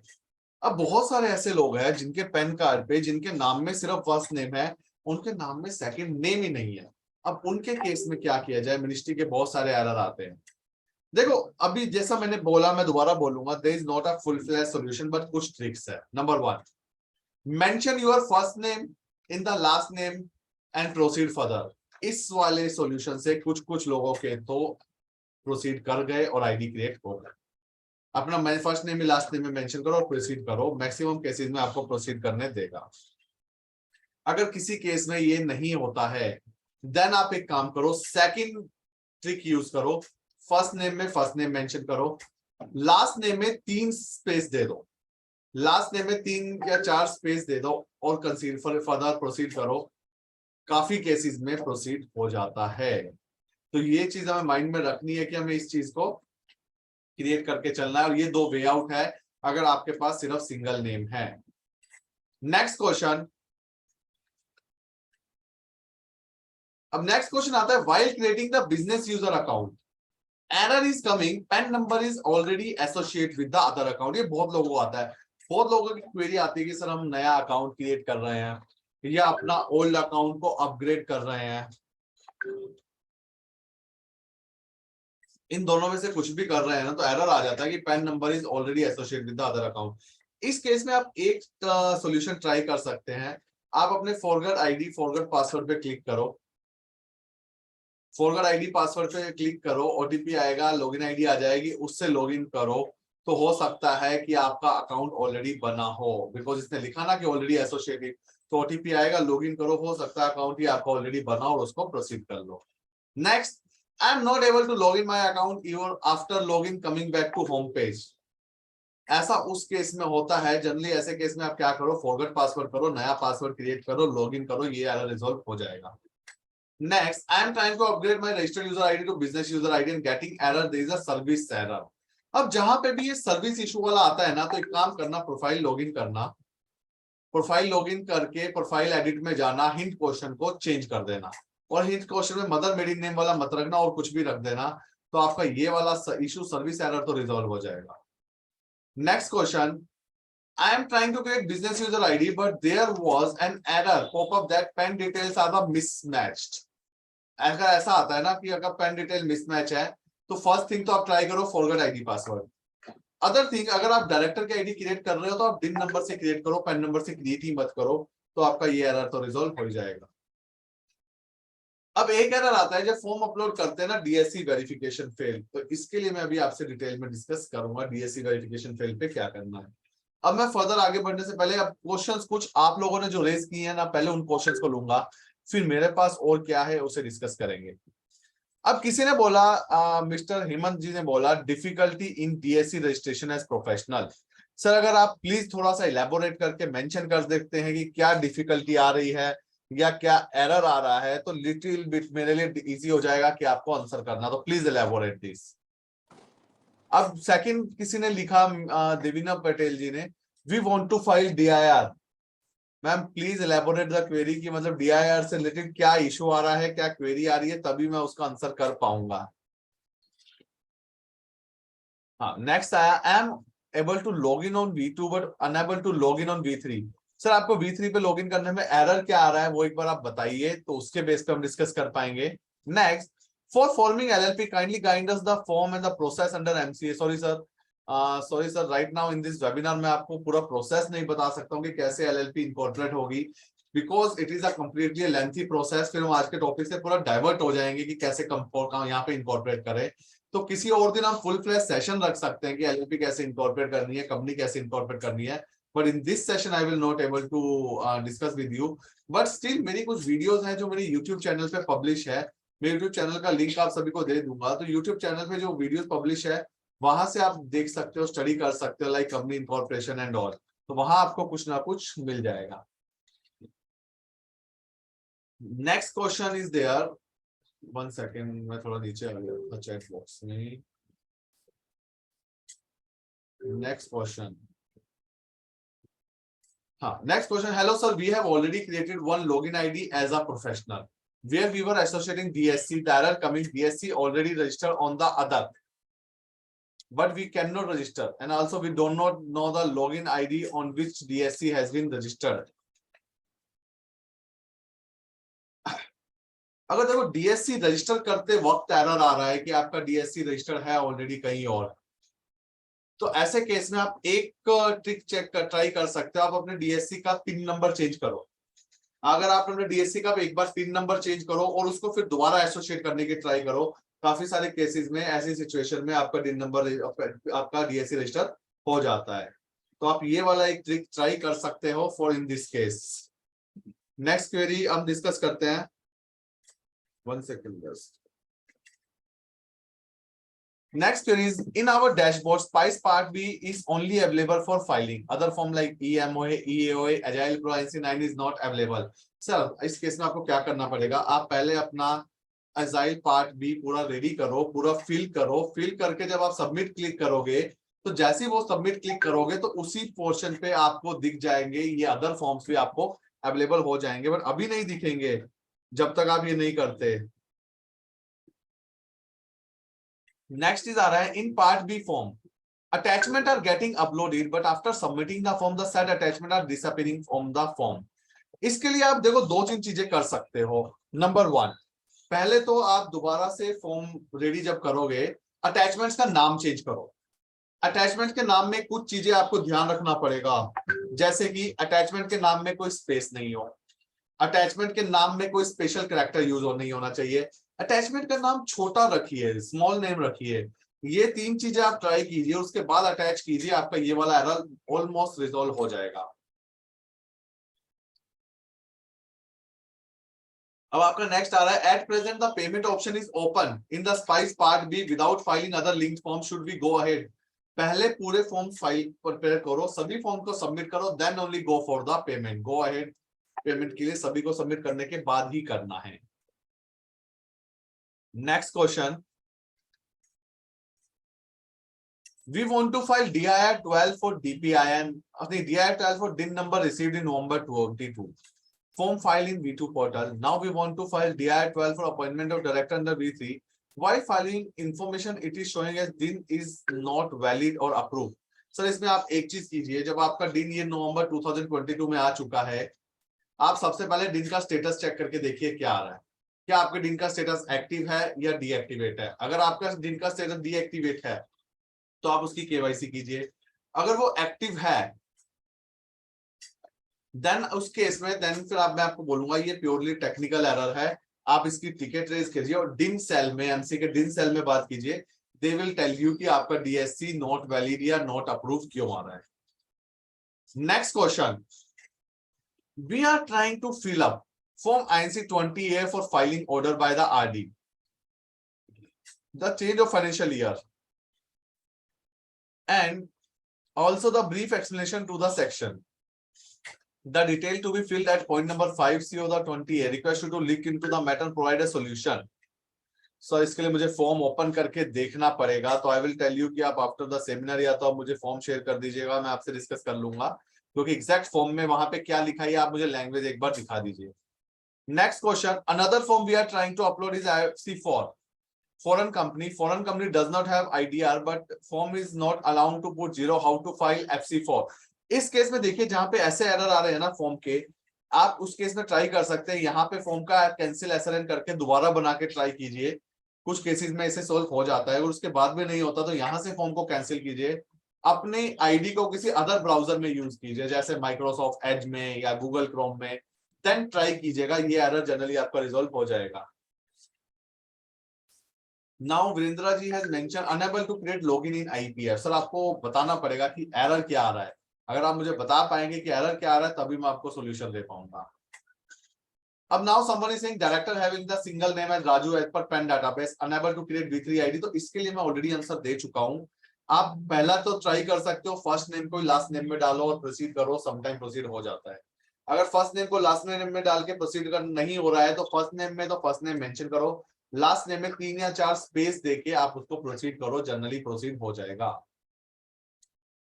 अब someone mentions question 2 while filing incorporation form Spice Plus stamp duty to be paid is higher than the actual amount। अगर stamp duty जितनी आनी चाहिए तो उससे ज्यादा आ रही है ना, तो सर इस केस में तो आप मिनिस्ट्री को टिकट रेज करो, CRC एक्सप्लेनेशन पे उस टिकट के साथ ये स्क्रीनशॉट मेल करो, वो लोग इसे बहुत जल्दी रिजॉल्व कर देंगे। Unable to generate and submit e form EMOA। Sir इसमें एरर क्या आ रहा है प्लीज बताइएगा। Next question, while making DIN application of individual, DSC of individual to be registered as a registered user, individual role or by other role। देखिए जब आप DIN के लिए फॉर्म फाइल करेंगे ना DIR3, उस टाइम DSC रजिस्टर करना mandatory नहीं है, बिकॉज DSC रजिस्टर हो सकते हैं सिर्फ बिजनेस यूजर अकाउंट पे। जब तक आपके पास DIN नंबर नहीं है आप बिजनेस यूजर अकाउंट क्रिएट ही नहीं कर सकते हो। तो बहुत सिंपल प्रोसेस है, फॉर्म बनाइए, जिस भी प्रोफेशनल की आईडी में बना रहे हैं फॉर्म बनाइए, DSC लगाइए और फाइल कीजिए, that's it. Next question, I am creating business user ID of one of my client who was already registered on V2. OTP is coming on a mobile and email already is coming. OTP is coming on the mobile email already mentioned V2. When I am creating business user ID of client, you have mentioned OTP is coming on the mobile and email ID। Sir अगर OTP आ रहे हैं, however email password mobile was not available with him। तो इसका एक solution है, user ID already है, user ID पे जाइए, आप उस रजिस्टर्ड यूजर आईडी पे जाके जब अपनी लॉगिन डिटेल्स में जाएंगे ना, वहां पे मोबाइल नंबर एडिट करने का ऑप्शन होगा, मोबाइल नंबर वहां पे एडिट करके दूसरा मोबाइल नंबर डाल दीजिए, आपके पास OTP आ जाएगा। Next question, with respect to NCLT order admitting case under IBC 2000 as per IPR with separate registration in V3। अभी IRP के लिए कोई सेपरेट रजिस्ट्रेशन V3 में नहीं है, आप एज ऑथराइज्ड रिप्रेजेंटेटिव कंपनी का सिन नंबर यूज करके आप अपना आईडी क्रिएट कर सकते हैं। Next question, in business user login I just request to all the member please keep their mic on mute. Next question, in business user login no email ID mobile number appear while trying to edit popup appear to file DR6। How DIN of the director is updated, so how to update detail of the business user। अगर आप create कर रहे हैं ID तो I will suggest कि पहले आप registered user ID create करिए, डायरेक्ट बिजनेस यूजर मत क्रिएट करिए। जब आप रजिस्टर्ड यूजर क्रिएट करेंगे ना तो आपको ये सारी डिटेल शो हो जाएगी वहां पर। और अगर आप ऑलरेडी बिजनेस यूजर बना चुके हैं और उसमें एरर आ रहा है तो उसको लॉग इन करो, उसको आप आपके पास चेंज करके उसका यूजर चेंज करके रजिस्टर्ड यूजर करो और देन अगेन बिजनेस पे करो, ये वाला एरर रिजॉल्व हो जाएगा जो इन्फॉर्मेशन शो नहीं हो रही है। Someone mentioned not able to join ज्ञान गुरुकुल, आप मुझे व्हाट्सएप पे मैसेज कर दीजिए, मैं आपको लिंक शेयर कर दूंगा। If we forget the user ID, then we don't forget password, then it's ask secret question, but we forget secret question। Then इस केस में आपको अपनी पेन नंबर से मिनिस्ट्री वालों से बात करनी पड़ेगी, हेल्प डेस्क पे कॉल करके। Just 1 second.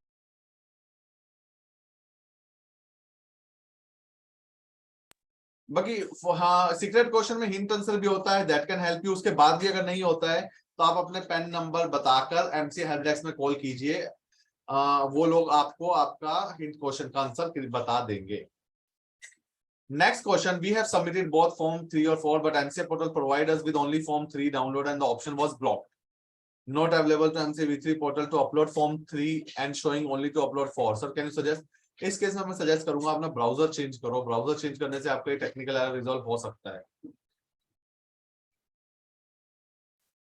अगर किसी का ऐसा एरर आता है DSC that you are trying to register is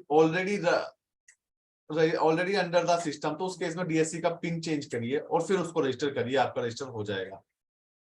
Next question, I have an issue in filing of INC 27, conversion of private to public. Error pop-up stating that number are not 7, but we are 13 shareholder. अगर देखो ऐसा कोई error आ रहा है तो दो way out suggest कर सकता हूं अगर वर्क करते हैं तो। फर्स्ट वे आउट, एसएलएन को कैंसिल करो, एक पूरा न्यू फॉर्म क्रिएट करिए। ये भी एरर देता है तो सेकंड करिए, उस एसएलएन को कैंसिल करिए, किसी अदर ब्राउजर पे आप दोबारा फॉर्म क्रिएट करिए, आपका ये एरर मोस्ट प्रोबेबली रिजॉल्व हो जाएगा। बट स्टिल एरर आता है देन जैसा कि मैंने शुरू में बोला था कि ये सब एक ट्रिक बेस्ड सॉल्यूशन है, ट्रायल एंड एरर बेस्ड है। इन सब के बाद भी एरर आता है तो you have to raise the ticket, you have to send the ticket to the ministry. Next question, while changing the registered user to business user in profile update section and error occurring personal detail mismatch pen।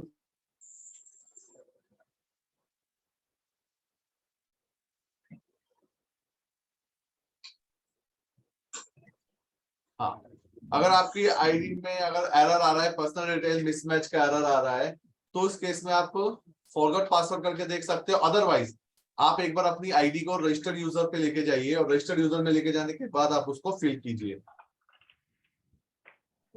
या एक try और कर सकते हैं, hint question change करके देखिए तो आपका जनरली पर्सनल डिटेल मिसमैच का सॉल्यूशन आपको मिल जाएगा। Next question, same resubmission remark are stated every time after submitting form conversion of private to LLP। Sir देखो ये कोई टेक्निकल एरर तो प्रैक्टिकली सर है नहीं, this is completely error from the department part. तो इसके लिए तो जैसे सीआरसी के पास है conversion for private to LLP, आपको सीआरसी को ही कनेक्ट करना पड़ेगा कि why are they are sending for the resubmission. तो रिसबमिशन टेक्निकल एरर नहीं है sir.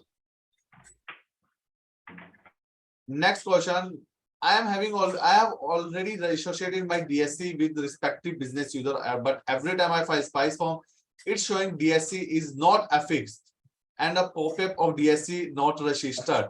Kindly mention the solution। तो इसके solution के लिए मैं एक फाइल आप लोगों से शेयर कर रहा हूँ, एक आप लोगों को एक फाइल दिखा रहा हूँ। जो ऐसे DSC एरर्स आते हैं ना, उसके लिए आप ट्राई कर सकते हो, जो मैं अभी आपको वे आउट बता रहा हूँ ये करने का, इसमें मैक्सिमम केसेस में सोल्यूशन हो जाते हैं। नंबर 1, जब भी फॉर्म डाउनलोड करो उसके बाद डबल क्लिक करके फॉर्म ओपन मत करो, सिंगल क्लिक करके फॉर्म ओपन करो। चाहे आप किसी क्लाइंट को भी भेज रहे हो डीएससी लगाने के लिए, उसे बोलो सिंगल क्लिक करके फॉर्म ओपन करे। एक से ज्यादा डीएससी लगा रहे हो तो मेक श्योर कि जिस भी एडोब पीडीएफ एडोब रीडर के जिस वर्जन में फॉर्म ओपन हो रहे हैं सभी के पास वही वर्जन हो। थर्ड, आपको डीएससी वैलिडेट करना है। आप अपना फॉर्म खोलिएगा, लेफ्ट हैंड साइड पे इस कॉलम पे क्लिक कीजिएगा वाले आइकन पे, इस पे क्लिक करके ये विंडो ओपन हो जाएगी। यहां क्लिक कीजिएगा वैलिडेट सिग्नेचर पे। वैलिडेट सिग्नेचर पे क्लिक करने के बाद आपका सिग्नेचर ऐसे ग्रीन कलर का शो हो जाएगा। इसके बाद आप अपने डीएससी पे जाइए और शो सिग्नेचर प्रॉपर्टीज पे क्लिक कीजिए। इसके बाद क्लिक कीजिए शो सिग्नेचर सर्टिफिकेट। उसके बाद ट्रस्ट पे क्लिक कीजिए। ट्रस्ट पे क्लिक करने के बाद इन सभी को क्लिक कर दीजिए और ऐड कर दीजिए। ट्रस्ट पे क्लिक करने के बाद आप इस पे क्लिक कीजिए add to trust certificate. Add to trust certificate पे क्लिक करने के बाद इन सभी पे क्लिक कर दीजिए। Once you will click it will show like this. इसके बाद आपको दिखेगा कि सारे आपके ग्रीन हो गए हैं। देन आपके जब ये ग्रीन हो जाएंगे तो आपका डीएससी आपको प्रॉपरली ऐसा स्टेटस भी आप चेक कर सकते हो। ये सब प्रोसेस करने के बाद जो आपने अभी डीएससी एरर बोला है ना, वो डीएससी एरर आपका रिजॉल्व हो जाएगा।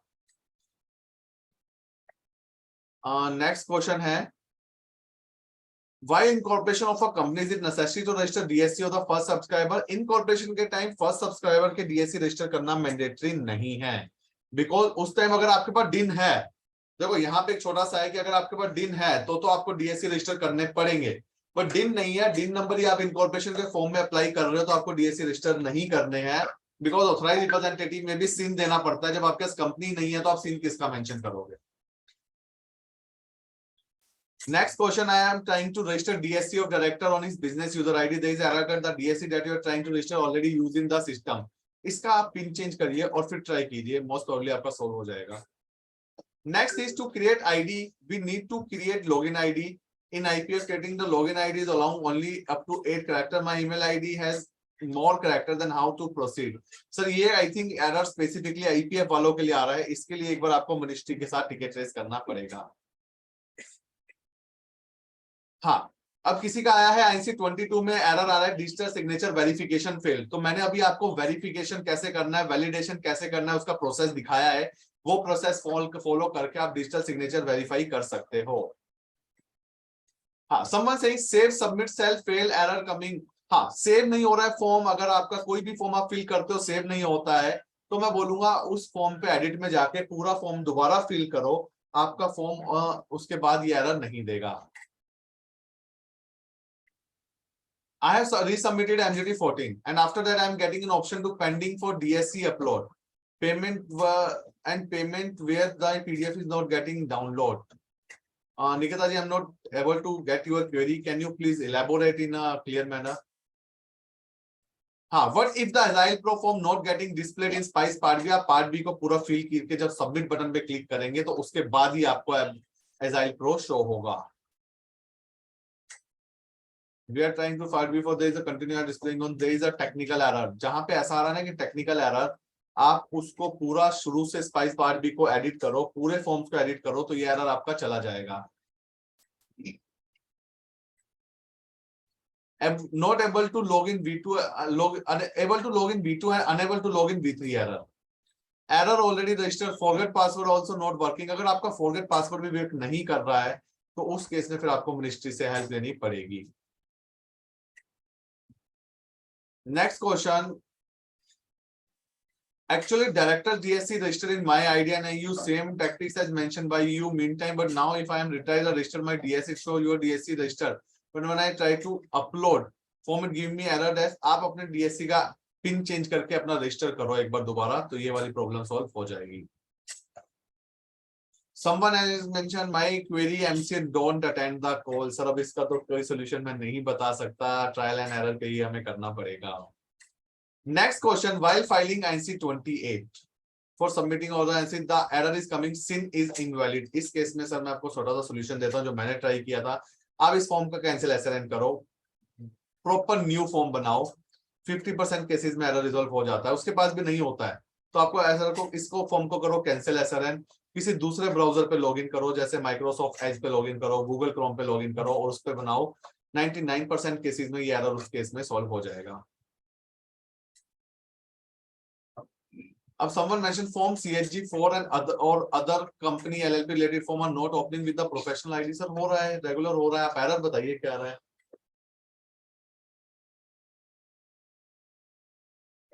हाँ, ये हो सकता है कि आपके जो फॉर्म ओपन नहीं हो रहे ना, वो उस केस में होते हैं जब हमारी आईडी रजिस्टर्ड यूजर है. तो आप एक बार अपनी आईडी को रजिस्टर्ड यूजर से बिजनेस यूजर में अपग्रेड करो तो आपके मोस्ट प्रोबेबली फॉर्म सारे शो हो जाएंगे. Next question. I will take 5-10 more questions, then we can go for the conclusion because maximum question will be on the same type of error.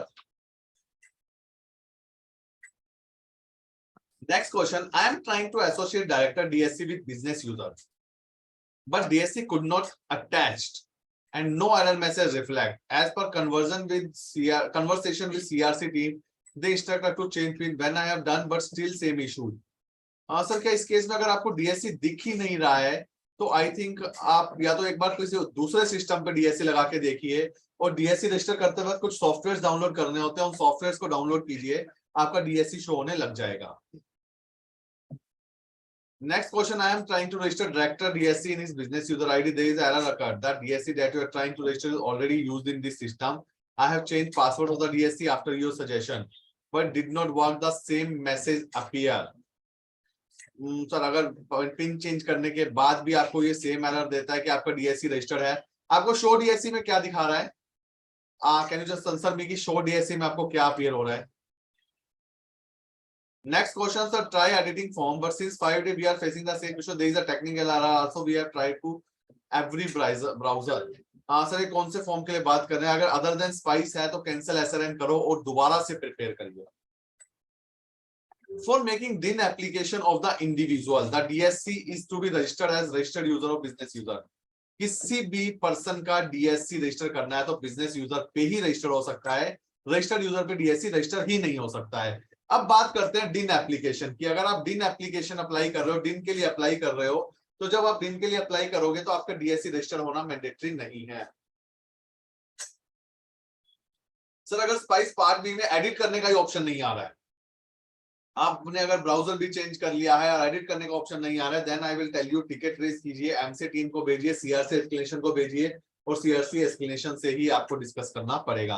But ऐसा होता नहीं है कि एडिट का ही option नहीं आ रहा है, बट स्टिल एमसी की साइड का हमें पता है कि बहुत टाइप के इश्यूज है। अगर कुछ अलग आ भी रहा है तो नेक्स्ट देखो, जितने सोल्यूशन हम बता सकते हैं we will discuss that, but उसके अलावा कोई भी एरर आएगा तो एक ही सोल्यूशन है कि you have to connect to the MCA team. So all the question mentioned in the chat box I have taken. अब किसी के कोई और डाउट, कोई और क्वेश्चंस हैं तो please you can see discuss. Someone mentioned, thank you for the solution given regarding associate DSC and to validate the signature in PDF, which I have done before filing, but still showing the error DSC not affixing and not registered. सी देखिए sir, एक तो जो आपने validation वाला अगर पूरा process कर लिया है तो जहां पे डीएससी रजिस्टर की है ना, जिस आईडी पे, एक बार जाके शो डीएससी में देखिए कि रजिस्टर करना शो भी हो रहे हैं नहीं हो रहे हैं। 1% वहां पे रजिस्टर शो नहीं हो रहे हैं तो अपने आईडी का, अपने डिन का पासवर्ड चेंज करो और डीएससी को दोबारा वहां रजिस्टर करो, देन उसके बाद ट्राई करना, it can be resolve in that case. Now किसी का कोई और क्वेश्चन, कोई और doubt, we can discuss for next 5 more minutes, then we will move toward the conclusion of the session. It is good to see that still 250% are still sitting in the session and taking interest in the questions. And thank you so much everyone for so many questions also, because जितने आप questions पूछ रहे हो ये सिर्फ आपके ही resolution या आपको ही help नहीं कर रहे हैं, ये जितने आप question पूछ रहे हो बाकी सभी members को भी कहीं ना कहीं ये help कर रहे हैं। Sir, can I unmute and ask one, if you don't mind? Yes, 5-10 minutes we can take this. Okay, sure, thanks. So, sir, for MGT 14, we have already, so this was a resubmission of MGT 14. So we did that. We've got the SRN as well, but we are not able to download the form for signing because you have to now put the DSC and do the payment. In the status of the form, it shows pending for DSC upload and payment. It is just not letting me download the PDF. सिर्फ download नहीं, रीसबमिशन में आपका form, हाँ जी, तो आपका edit का option आ रहा होगा फॉर्म में। हाँ, एडिट करके फॉर्म अपलोड भी हो गया है। एडिट करेंगे ना, एडिट करके एक बार पूरा दोबारा फिल कीजिए। हाँ, एडिट करके जब आप पूरा दोबारा फिल कीजिए उसके एक बार, नहीं सर, एडिट करके form is already uploaded again. Edit करके अपलोड हो गया तो डीएससी लगा के अपलोड किया होगा ना आपने। नहीं सर, अपलोड हुआ, एसआरएन जनरेट हुआ, अभी you have to download that PDF now for affixing the DSC. नहीं देखो, एडिट किया आपने, एडिट करने के बाद पूरी इंफॉर्मेशन फिल की, फॉर्म डाउनलोड किया। हाँ जी, तो फॉर्म डाउनलोड किया, फॉर्म आपने फिल कर दिया, अपलोड भी कर दिया है, ऑल्टर्ड एओए लगाकर, okay. They have generated an SRN also. Now it is status, it is showing pending for DSC upload and payment. देखो आपको जनरल प्रोसेस क्या फॉलो करना है, आप उस पर एडिट करो, एडिट के बाद डाउनलोड करो, फिर डीएससी लगाओ, फिर अपलोड करो, उसके बाद सिर्फ ऑप्शन आएगा अगर पेमेंट का, और वैसे भी आप बोल रहे हो रीसबमिशन का है तो पेमेंट का ऑप्शन भी नहीं आएगा आपको। तो 200 का कुछ SRN कुछ जनरेट हुआ है चालान which client has received. Actually देखो ऐसा है कि कोई भी फॉर्म, जनरल प्रैक्टिस है, रीसबमिशन में चालान नहीं आता है, या तो क्लाइंट ने कोई नया फॉर्म बना दिया, आपको एक बार चेक करना पड़ेगा उसकी आईडी में। रीसबमिशन में कभी भी नया चालान या पेमेंट का ऑप्शन ही नहीं आता है। आप गो थ्रू कीजिए दोबारा, हो सकता है चला उसने कुछ इशू कर दिया होगा इंफॉर्मेशन फिल करने में, अदरवाइज तो आपको एडिट करना है, डाउनलोड करना है, डीएससी लगाना है, वही अपलोड करना और रीसबमिट हो जाएगा। पेमेंट का तो ऑप्शन ही नहीं आएगा रीसबमिशन में कभी भी। Okay. Yes. Someone, Santosh ji, has mentioned I am not able to file MGT 14 for change of name and change of object of the company. Sir एक बार आप क्वेरी प्लीज बता दीजिए पूरी क्या है, क्यों नहीं कर पा रहे। या तो ये क्वेरी है कि दोनों एक ही फॉर्म में नहीं हो रहा है, अगर दोनों चीजें एक फॉर्म में नहीं हो रही है तो ये MGT 14 का नया फीचर है कि आप एक MGT 14 से एक ही चीज से फाइल कर सकते हो, एक ही रेजोल्यूशन। तो आपको दो अलग अलग रेजोल्यूशन के लिए दो अलग अलग MGT 14 फाइल करने पड़ेंगे। Ajay ji mention sir please solve our problem. Ajay ji आपकी कौन सी थी issues, can you please update me.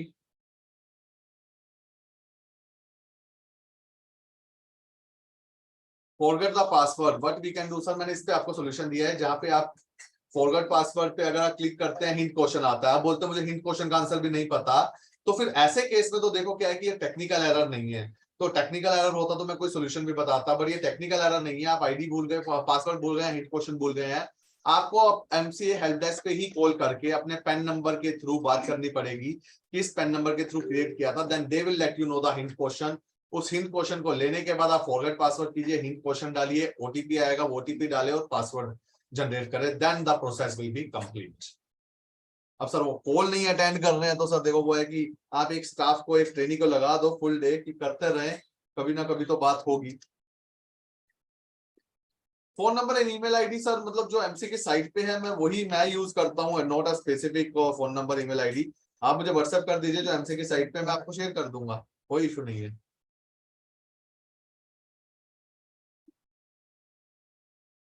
Anyone else, any other queries?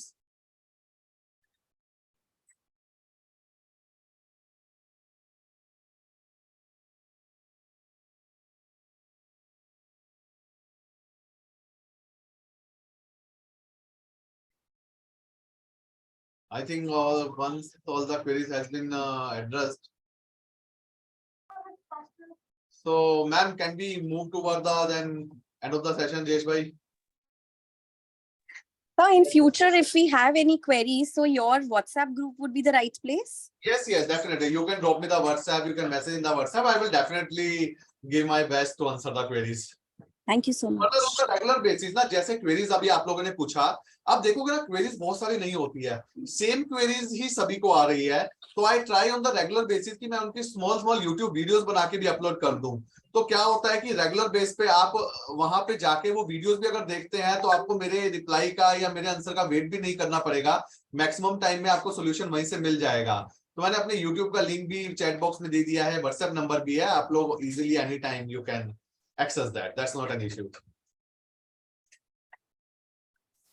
Yes, Divesh bhai is kind enough and it's easily reachable. So thanks for that, Divesh bhai.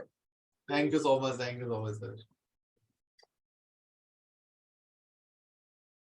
So hope after this webinar, lot of things about the MCA has been cleared.